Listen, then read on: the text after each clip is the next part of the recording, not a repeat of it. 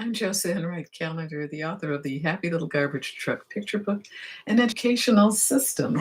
This book, An Educational System, I believe has helped so many children learn literacy skills. Plus, it has activities and games to help encourage and improve self esteem, which is the social skills part of the book.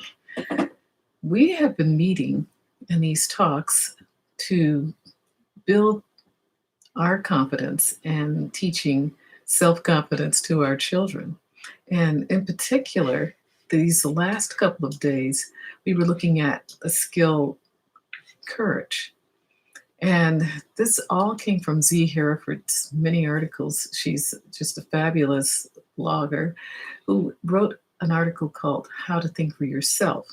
And I just connected with that because all the time that I was teaching, I knew that my real job was to teach self esteem and critical thinking skills to my students. And I taught primary grades, and then I taught some students in middle school. And as a program specialist, I assisted students in high school. So across the board, these skills were never, I could not say that they were never needed. All students needed this, and especially in the field of special ed, which is where I've taught for the past 27 years. Well, courage is a huge part of learning how to think for oneself. And so we might wonder, and I as a teacher in particular, well, how do we learn how to have courage? How is it developed? Well, Hereford gave several different ideas as to how we can do this. But the one that we're talking about today is knowing what courage is not. And the one thing that I love that she started this particular article, which I've left a link to in my description box, was knowing what courage is not. And it is not the absence of fear. And that's one thing that I knew was a huge part of why people do not show courage. They just said, well, I'm not a courageous person. I'm very fearful, and thinking about what can happen. And so it's not the absence of fear. There have been many soldiers and first responders that had that feeling, that same feeling. And I'm sure most everyone does when they're going into a dangerous situation. But in order to develop courage, how do you do this? And I often think, how do these guys do this day after day? Our soldiers, how do they get themselves ready to go into battle? And it isn't not by not feeling fear. They know what fear is firsthand. And so what I thought of is, well, maybe if we can think back to a time when we had to be or do the responsible thing. You had to be the responsible person or do the responsible thing. And as a teacher, I can tell you that many a day, we went on field trips and taking up to 14 children, 12 to 14 children with special needs on a field trip. And we would go to, say, like the Getty, was a real heart thumper.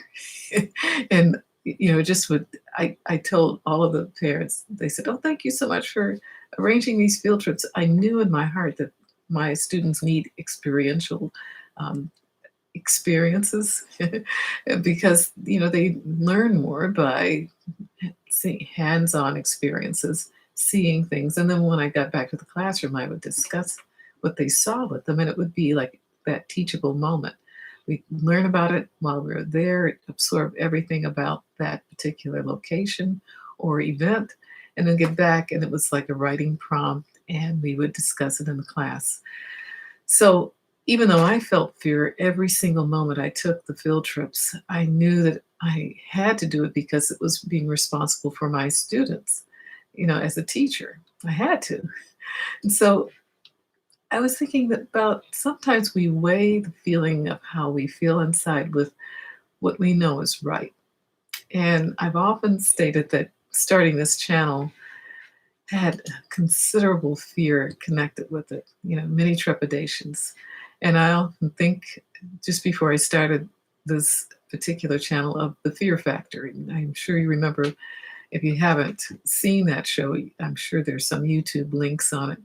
But it's just like you watch that show and just squirm, like, whoa, that's something I'd never try to do. Well, that's how I felt about vlogging on YouTube.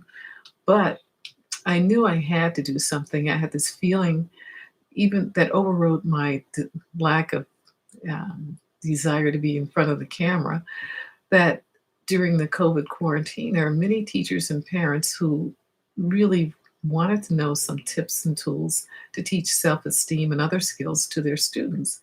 And after my years of experience, I felt, I've got to do this. So this particular point of it's not the absence of fear really resonated with me. And as I was thinking about this, there have been other books and articles that I've read over the years.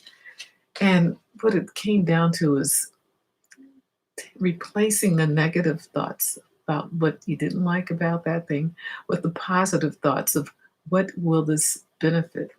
Who would this benefit? And how would this benefit me? It's a win-win when you do things that that are right. And it brought back to mind this book by the psychologist Susan Jeffers, Feel the Fear and Do It Anyway.